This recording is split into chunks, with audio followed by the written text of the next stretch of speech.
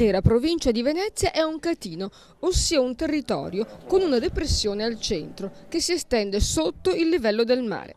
E ci sono aree come queste, indicate con il colore blu, che si sono abbassate di 50 cm in 50 anni.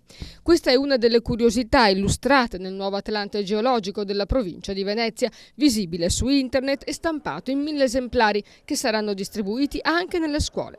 Il nostro obiettivo è quello di promuoverlo anche nelle scuole, oltre che nelle amministrazioni comunali, oltre che negli ordini professionali della nostra provincia.